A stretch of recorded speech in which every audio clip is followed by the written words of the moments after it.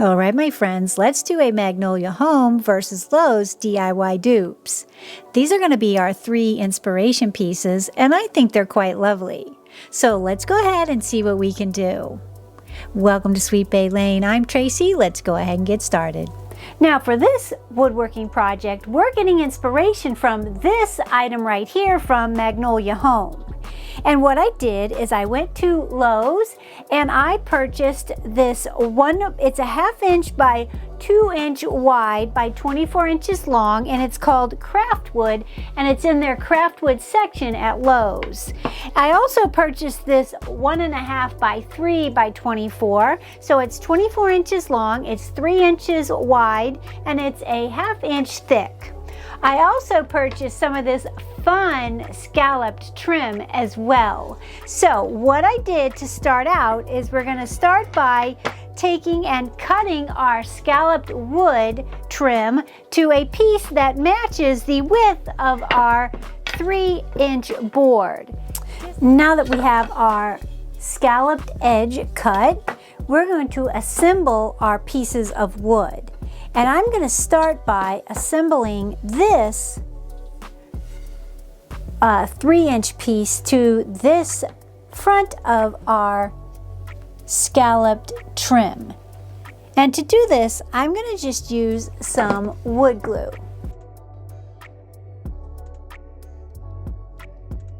We're just going to set this right on top, making sure it's nice and even and flush on the back side.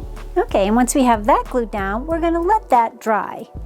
And then once our scalloped edge is dry, we're going to take this piece, our 2-inch piece, and we're going to glue it to the top of our 3-inch piece. But to do that, I think I'm going to do it like I did this, and I'm going to turn it upside down and glue it down.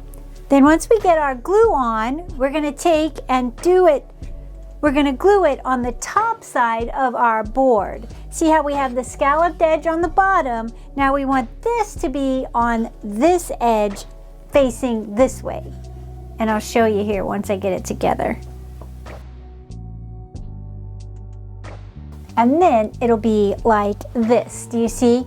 You'll have the ledge there, and then you'll have the scalloped on the bottom.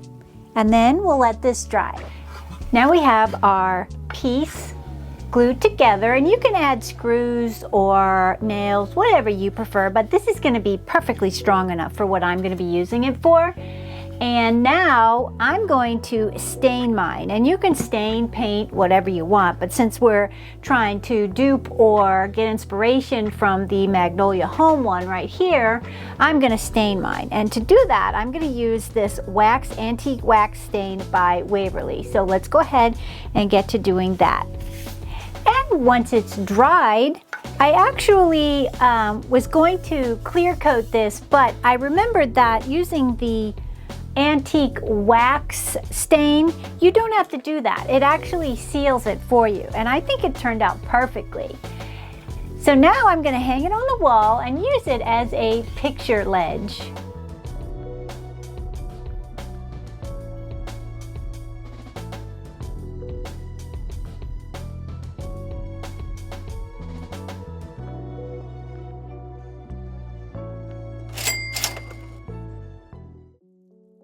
Magnolia Home versus Lowe's DIY number 2. For this piece, we're going to be using this inspirational piece from Magnolia Home.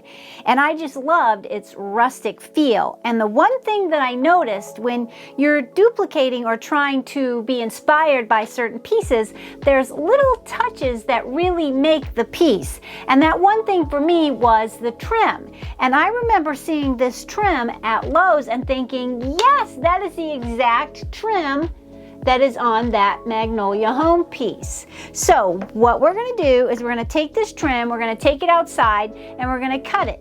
Now I did that ahead of time, and I cut my pieces to match my shelf piece, which is actually a 1x6 that's been cut down to 34.5 inches. Now it's kind of specific for me because I want it for my bathroom.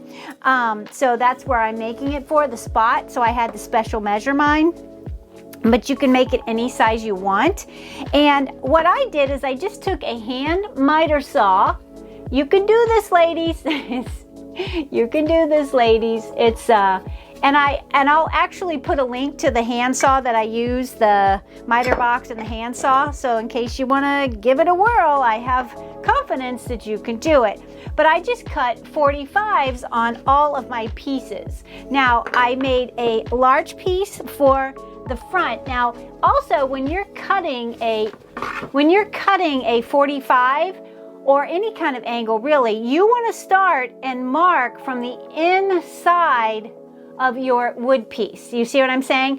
Like, you don't want to measure the outside, you want to measure the inside, because then when you cut it, it's going to leave that extra piece that measures that makes up your 45-degree angle. So we're going to take some wood glue and we're going to glue our pieces on. Now this piece is going to go on like that, and then I have my two end pieces, and they're going to fit perfectly along the edge like this, and then they're going to be a perfect angle. I don't know if you guys can see that, but it's going to be a perfect 45. So let's go ahead and get to gluing our shelf together. If you like what you see so far, don't forget to hit that subscribe button for more fun DIY crafts and dupes. All right, and you can see that we have glued our ends on, and I think they turned out pretty good using a hand miter box. What do you guys think? So now what I'm going to do with mine, you can paint this, stain it. I think it'd be really pretty to paint two colors, paint a base color and then a lighter color, and then distress it. That would be good. That would make the design pop. But since I am trying to duplicate or use the inspiration piece from Magnolia Home, I'm going to be staining mine in the same antique wax stain from Waverly. And I wanted to show you how to get the darker inside and the lighter edge.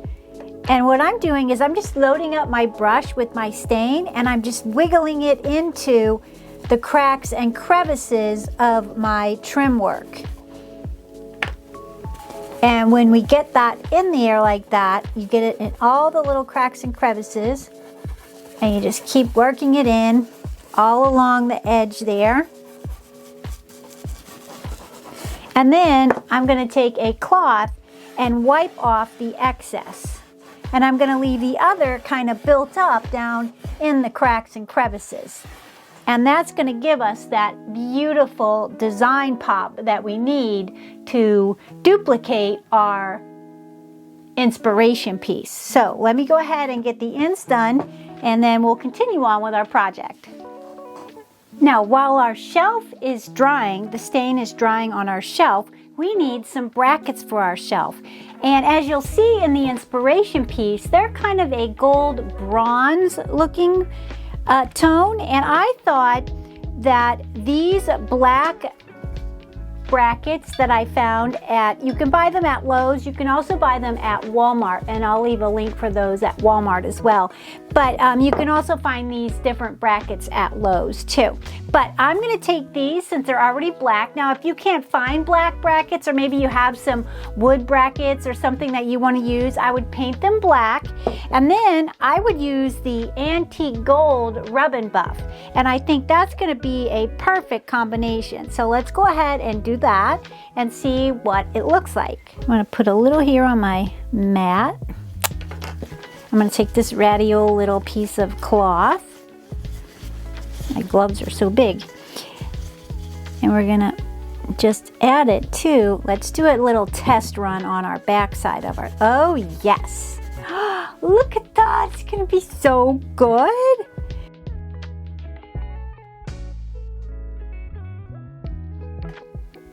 And then we took our brackets, our black brackets, and we did the rub and buff in the antique gold.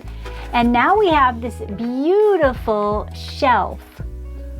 I think it looks a lot like the duplicate, but in my opinion, I love it a little bit more because it has the lip on it. What do you guys think? Does it inspire you to make one? and for a fraction of the cost. I also wanted to share how I matched the screws. I painted them black and then matched with the antique gold rub and buff. I think they turned out perfect.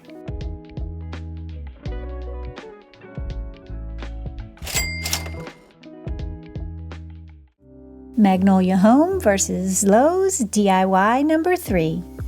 Now for this Magnolia dupe or inspired piece, we're going to be using this piece right here. And I fell in love with this piece when I saw it, and I thought, oh my gosh, that's actually what started this whole dupes video of Magnolia Home, is this one piece. And now this I found at Walmart, but I have my eye on a piece and I'll put it up here.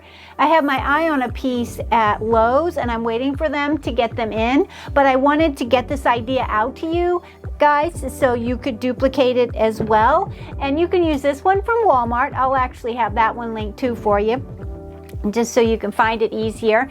And I'll also have the one from Lowe's linked, but I'm really looking out for that one for Lowe's because I want that to be an outdoor piece for my patio. So this is going to be an indoor piece and the other one will be my outdoor piece. But I love the pattern of those, the green and kind of like floral botanical. And I thought, oh my gosh, I just recently scored these napkins from my sister-in-law's house. She has beautiful napkins in her bathroom. She is actually a music teacher, a brilliant one, I might add, and she always has the most beautiful napkins to dry your hands with for her students and things. And I always snag some when I go to visit her when we have dinner parties. So anyways, I thought these will be perfect. So what I did is I just took the napkin and I cut out, I started this one already, and I just cut out the design of the napkin, and I then peeled all the layers off of my pieces. So now what I'm going to do is I'm going to take and set these aside, and we are going to Mod Podge them onto the side of our vase. So let's go ahead and start that now. And I'm going to be using a makeup sponge to put mine on, so we'll see how that goes.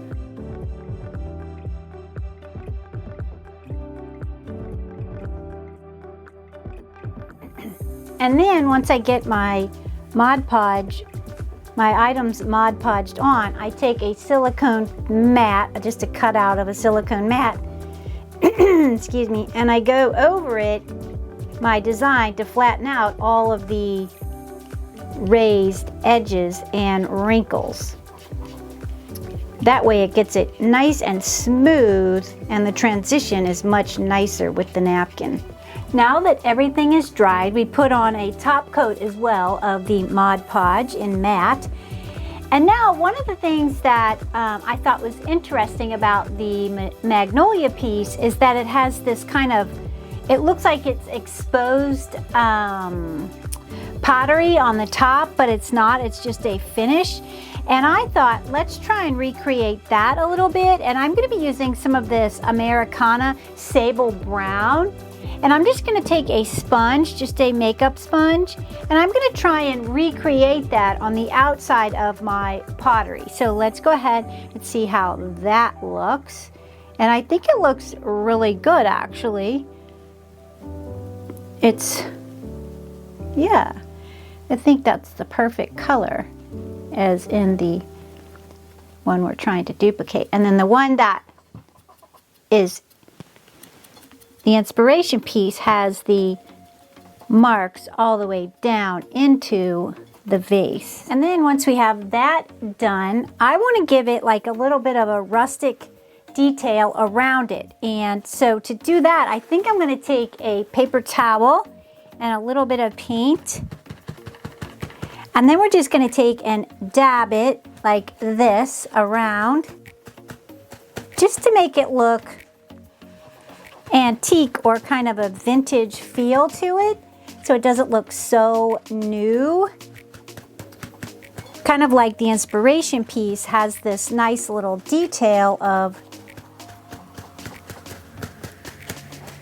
pottery through. And then if you get too much in one spot, you can always just keep dabbing. And now I'm going to dab mine a little bit more than the inspiration piece because I like that look. So if you like less or more, you just do you, girl. Or boy. Hey, Calvin, you out there?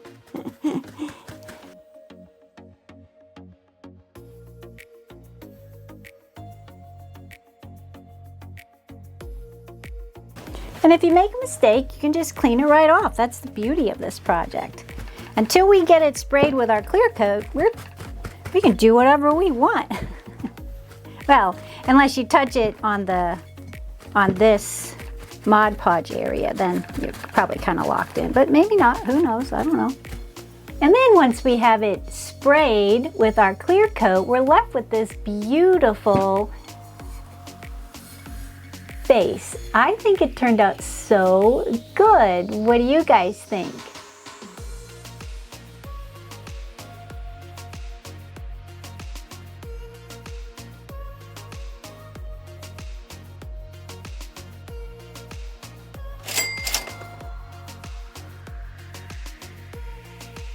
And that is a savings of $182. Well, thanks for watching, and remember, keep it crafty.